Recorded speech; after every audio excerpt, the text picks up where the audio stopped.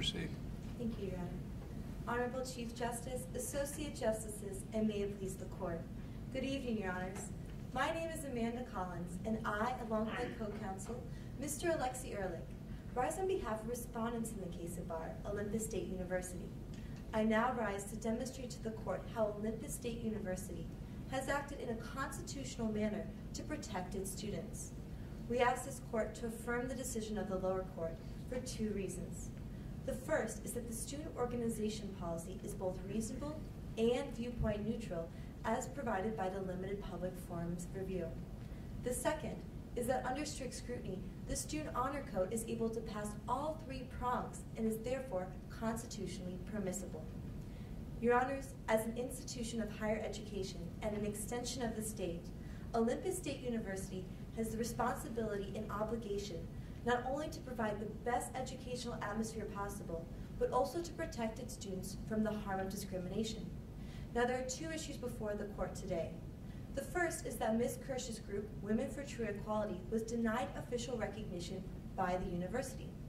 The university did so under its student organization policy. Isn't it a bit hypocritical for the university to be concerned about protecting the students from discrimination, and yet it has this very discriminatory admission policy?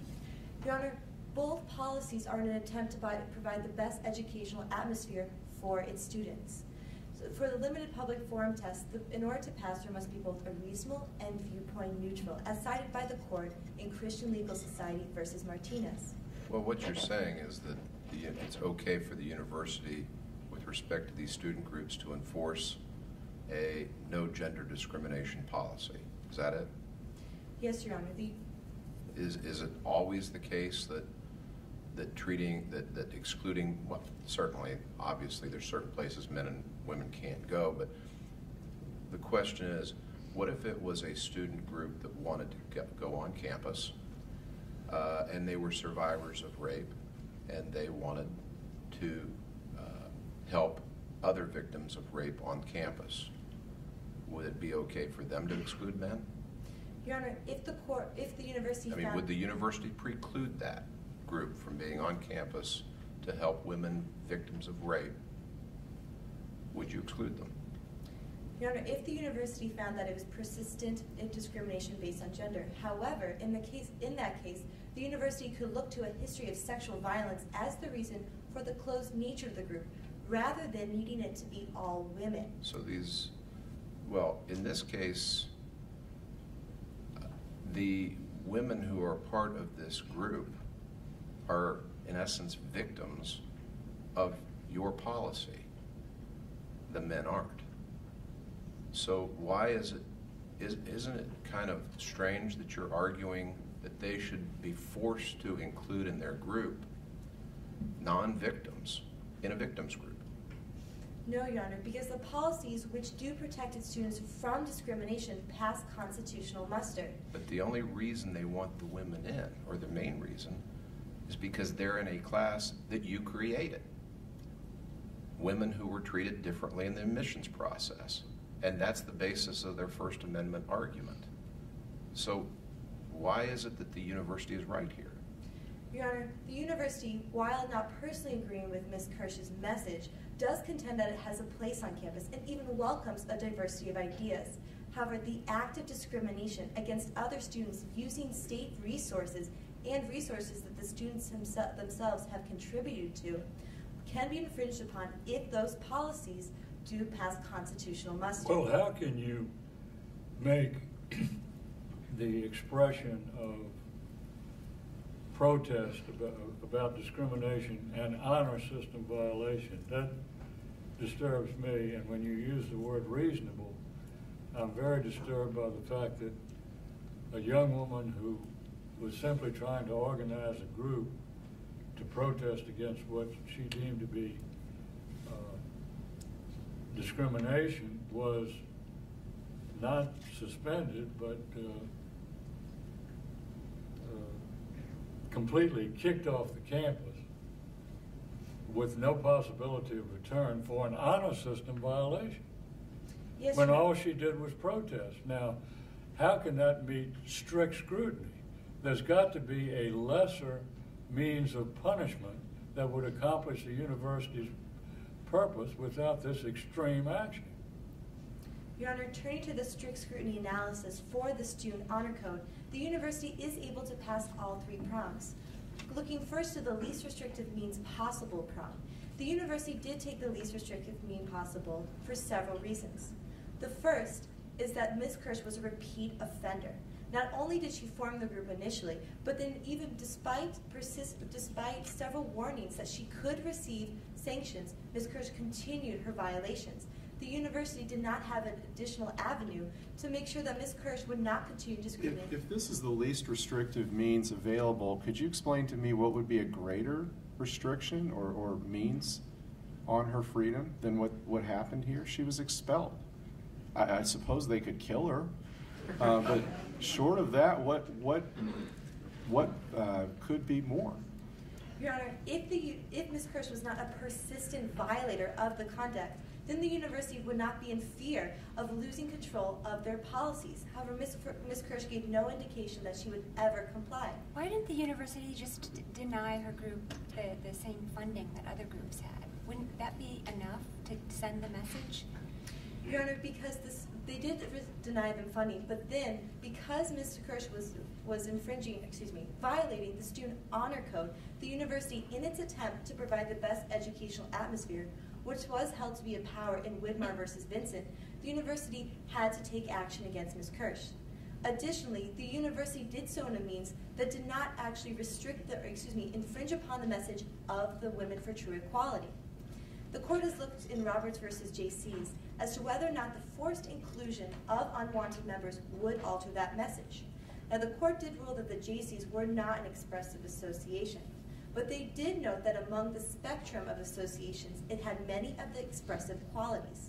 The JC's were a group that worked for the interests of young men, and the court ruled that women were not inherently against working for those interests. If we hold that it is constitutional for universities to kick students out who completely kick them out, don't we send a message to universities that you can use pretty draconian means to enforce whatever associational views you happen to think are okay? It seems to me that really raises a pretty serious First Amendment red flag. Your Honor, the court does not have to rule that specifically expulsion is always the appropriate means for the university to take against the students who choose their associational rights. Rather, the court today can rule that a university, if its policies pass strict scrutiny and are the least restrictive means possible, can then constitutionally infringe upon the rights of association in order to protect its students. So should we consider here that this extreme punishment just happened to coincide with criticism of the university? Your Honor, the university, while not agreeing personally with Ms. Kirsch's contention— I mean, it brings on a new dimension to the term school bullying. Yes, Your Honor. While the university does not personally agree with Ms. Kirsch's contentions about the admissions policy, the university has no problem with that or even her ideas about gender discrimination. The university only takes issue with her persistent and intentional discrimination on the basis of gender. So the university is opposed to single-gender organizations on its campus? Yes, Your Honor. Well, do you have co-gender sports teams? Your Honor, sports is a different sector since there are Title IX privileges afforded, and there are different kinds of needs there. Men and women have to go to separate locker rooms. Here, Ms. Kirsch is meeting on the university's facilities in an open coffee house. The university has the ability, since it's on its campus, to regulate policies, regulate the conduct, as long as those policies are constitutional. Well, maybe if we rule in favor of your client, we'd open up a whole Pandora's box with respect to Title IX. Your Honor, the court ruled in New York State Club Association versus City of New York that there is always a potential hypothetical that could be ruled constitutional. However, the court today cannot rule on all hypotheticals, but rather the case solely before the court. Counsel, is there any expressive message that a group of women could associate behind that would allow for a group to be approved on campus? If it was only for women on campus, then no, Your Honor, because it would be persistent and intentional discrimination. No matter what the message is? or how tied to issues that women care about in a different way? Your Honor, I see my time is up. May I Please conclude? answer. Thank you, Your Honor. No, Your Honor. There is no possible message that women could form because the university, as held in Christian Legal Society versus Martinez, cannot pick and choose among its student groups to determine which message is worth protecting the ability to discriminate and which message is not. Olympus State University plays no favorites and protects its students. Thank you. Thank you, Ms. Collins. Petitioners, Mr. Ferguson or Ms. Tipton? Mr. Ferguson, please take the podium. You have 3 minutes. May it please the court. Your Honors, this case presents 2 key ideas that cut to the heart of American society and law, namely the equal protection of the laws and the freedom of speech and association, neither of which can be denied without significant justification on the part of the government, lest America cease to be a safe haven for freedom. In looking at the first point, under the 14th Amendment, opposing counsel would like to argue that OSU is justified on discriminating on the basis of an immutable characteristic such as gender for the purpose of attaining a balance. And this court has never ruled that a balance rises to the level of an important governmental objective. And actually, a balance is contrary to this court's recognized interest of diversity. This distinction was drawn in both cases of Grutter versus Bollinger and Parents Involved in Community Schools versus Seattle School District. And the reasoning is that balance assumes that when there's an equal number of males and females present, that diversity is necessarily present. So that says that if there's a group of 5 people, that if there are 3 to 2 or 2 to 3 males to females, that is necessarily more diverse than a group of people that are 4 males and 1 female, or vice versa. And this is simply not the case. Diversity must be looked at wholly, not rather at one specific characteristic, such as gender. And to determine when diversity is present, this court has used the idea of a critical mass. Counsel, if there's no right to balance and we're not supposed to, or the state's not supposed to take gender into account on that level, does that call into question the continued viability of Title IX, which opposing counsel addressed in her argument, which, as you know, required equality in sports and other provisions at universities? It seems to me that it's time to dispense with that statute. No, Your Honor. This deals specifically with admitting students to a public university, and recognizing that in order for them to discriminate on the basis of gender in that case, they must have an important governmental objective, which can only be diversity in this case, but they exceed the required critical mass, which this court has laid out as the bright line for determining whether or not diversity is present in a particular case or not. Because it exceeds that and proceeds to balancing, OSU's policy is unconstitutional and unnecessarily violates Ms. Samantha Somerville's equal protection rights. And on the First Amendment issue, opposing counsel would like this court to believe that it is possible for a university to determine who a person may or may not associate with on the simple basis of trying to prevent discrimination. But the only discrimination laws that this court has discussed in our record is that dealing with public accommodation laws, such as Roberts versus United States Jaycees or New York State versus City of New York. And there the court was dealing with public accommodation laws that dealt with public goods and services. But in this particular case, WTE is a private group, and forbidding them to meet on campus requires a compelling government interest. And the means used by OSU are not the least restrictive, unless they fail that test. For these reasons, we respectfully urge this court to reverse the decision of the 14th Circuit. Mr. Ferguson, thank you. Thank you, Your Honors.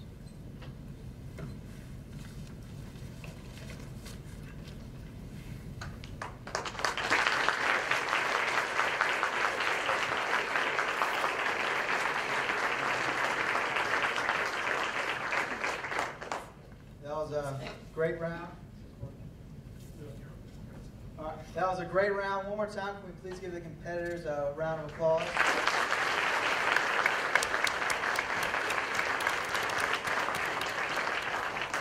We'll briefly give the judges a moment to tabulate the scores and let the bailiff leave before we go into comments.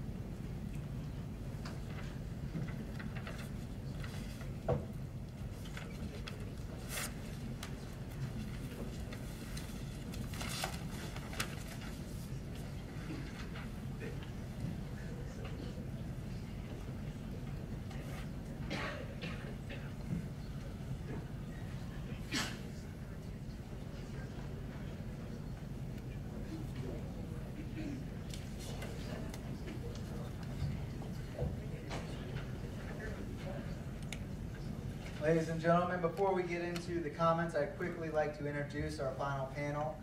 From left to right, we have Professor Michael Hernandez. He is the faculty advisor for the Region Law Moot Court Board. To his left, we have the Honorable Judge Morgan. He is a federal district court judge for the Eastern District of Virginia. To his left, as Chief Judge, we have the Honorable Justice Brent Benjamin with the West Virginia Supreme Court. To his left, we have the Dean Brout. He is the Dean of Region Law School. And then to his left, we have Miss Laura Hernandez. She is a senior attorney at the American Center for Global Justice. Can we please give them a round of applause?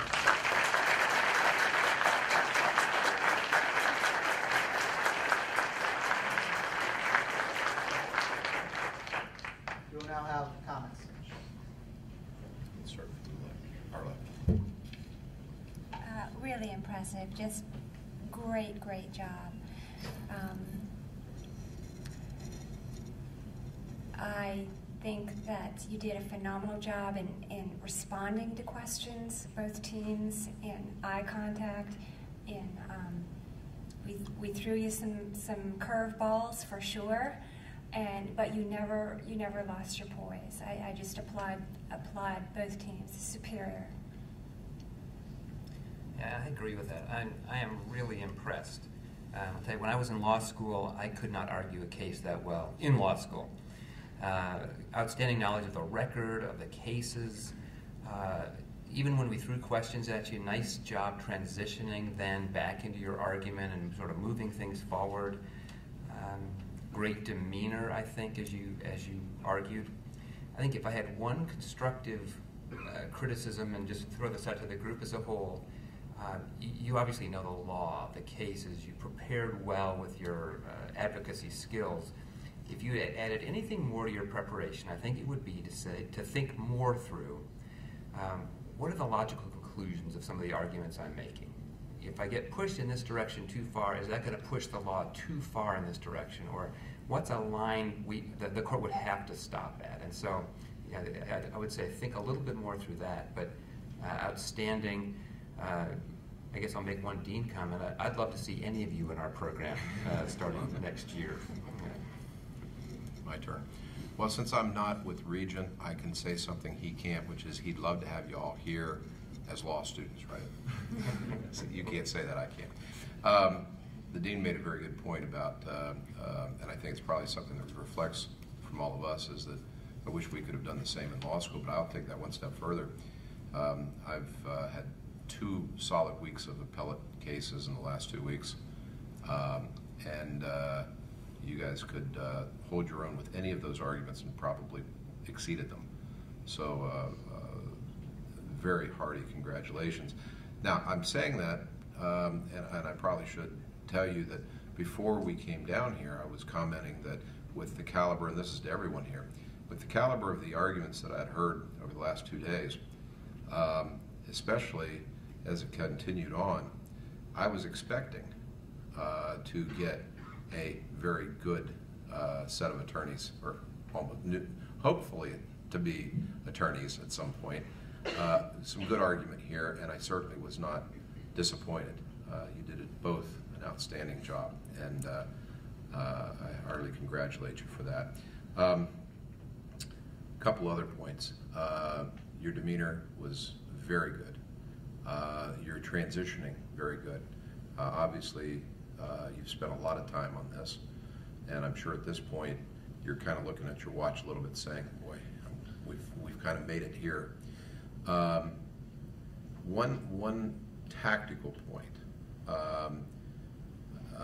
I know it's easier to argue sometimes the intermediate scrutiny, but don't concede necessarily if strict scrutiny supports you. Don't underestimate that sometimes courts look to change the law. That's the only thing how the court system evolves. And a different panel in a different age may take what was intermediate scrutiny and shift it into a strict scrutiny, particularly as that court may be more interested in certain gender, perhaps related issues or other immutable issues.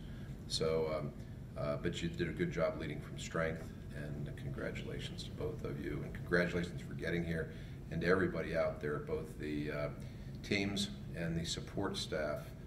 Great job, and it's great that you got here, and keep up the good work. Well, I'm not going to try to exceed the superlatives of my fellow judges. I think you learn more from constructive criticism than you do from praise. You've had a lot of praise and you deserve it. I have perhaps a slightly different viewpoint as a judge than some of the other members of the panel. I'm a trial court judge, and what I'm thinking is that this case is more than an intellectual exercise. There are real people involved here. There was a person who was denied admission to this university, and there was a person who was kicked off the campus for honor code violation. And I think you can make something of that in your argument and remind us that we're not dealing with strictly an intellectual exercise here. We're dealing with real people and the deprivation of rights from your standpoint that those real people suffer. And I would like to see some emphasis on that fact. In other words, as you could tell from my question to the other side, it disturbs me that somebody's kicked out of the school for an honor system violation for merely espousing a theory on a college campus. And I think you could say that. My client was kicked out of school, expelled for an honor system violation for attempting to espouse a cause in which he believed while on the college campus. And you've got a client who was not admitted in spite of all of the work she put in to put together this excellent record. Now, on the other hand, you're representing a university. It's not quite the same thing, but this university is trying to achieve excellence. It's trying to compete with the best universities in the country. And in so doing, it's entitled to do everything it can to advance itself. And if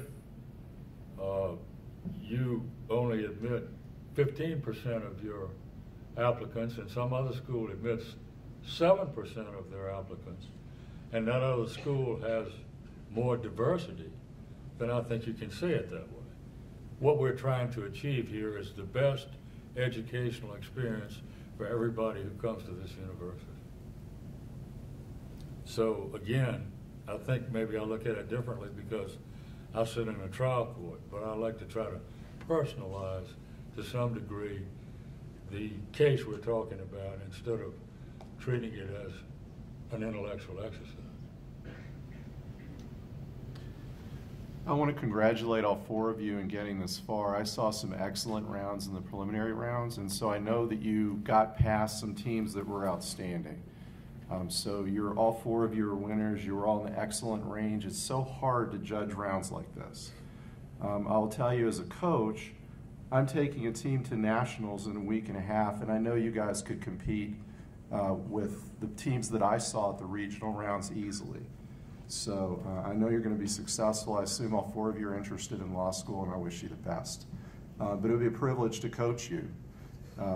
Wherever you go, I hope you do moot court because you're really good at it. You did an excellent job. Ladies and gentlemen, can we get one more round of applause?